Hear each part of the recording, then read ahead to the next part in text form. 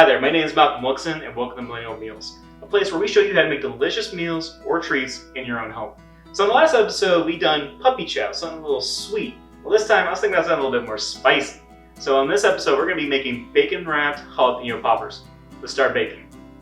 For equipment, you'll need a bowl to mix our cream cheese and cheddar cheese in, a knife to cut our jalapenos, a cutting board, toothpicks to hold the jalapenos and the bacon together, a measuring cup, a spoon to mix our cheddar cheese and cream cheese and to scoop out some of the jalapenos guts or some of the innards, a pan to cook our jalapenos on, parchment paper or aluminum foil, rubber mats or pot holders, you don't want to touch a hot surface or hot metal, and then finally scissors, so then we can cut the parchment paper or aluminum foil. So for ingredients, you're going to want to have jalapenos, room temperature cream cheese, cheddar cheese, and finally bacon.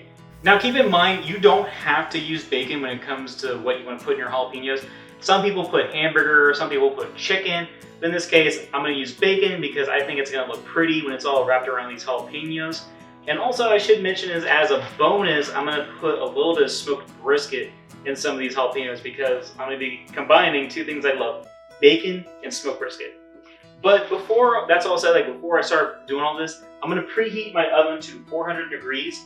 And while that's heating up, I'm going to start prepping out all this stuff. And we're going to start baking. So one of the first things you want to do is stir the cream cheese and cheddar cheese together until the cheddar is evenly distributed in the cream cheese. For the jalapenos, we'll cut them in half and then scoop out the innards or the guts of the jalapenos with a spoon.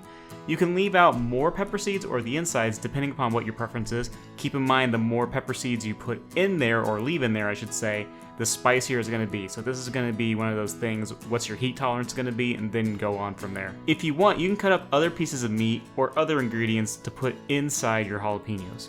Once all of our ingredients are ready, we'll grab half a jalapeno slice and fill it with our cheesy mix. Keep in mind, if you make them too full, it may be harder to put your other meats or ingredients in the jalapeno. Once our half pepper is filled, we'll grab another half slice to make it whole. The jalapeno will be then wrapped with our bacon slice, and then we'll put a toothpick through the bacon and the pepper to add that final touch. Once our peppers are wrapped, we'll cook them in the oven for 15 minutes at about 400 degrees Fahrenheit.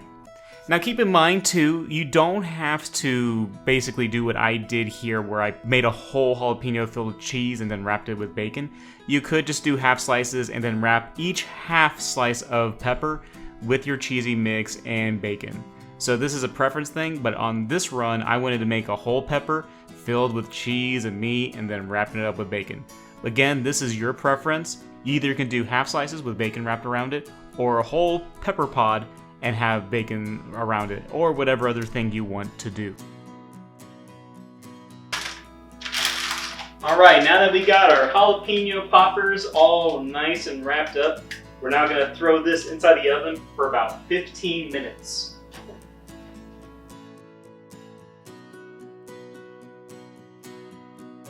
So the oven timer is off. Basically, I had to go a little bit higher than 15 minutes. I had to go about 25 minutes.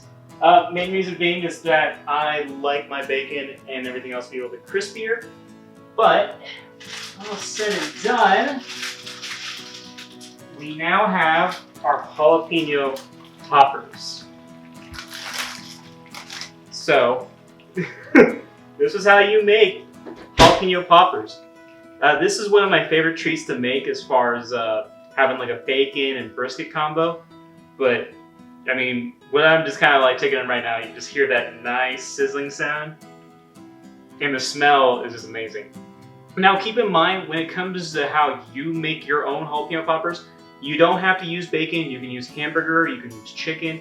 And then as far as the innards, the guts, where we use the cream cheese and cheddar, you can put whatever seasonings you want. I've seen people put paprika, garlic, salt, all different type of things. But for me, I just want to make this simple. Just have the jalapenos, cream cheese, cheddar, and bacon.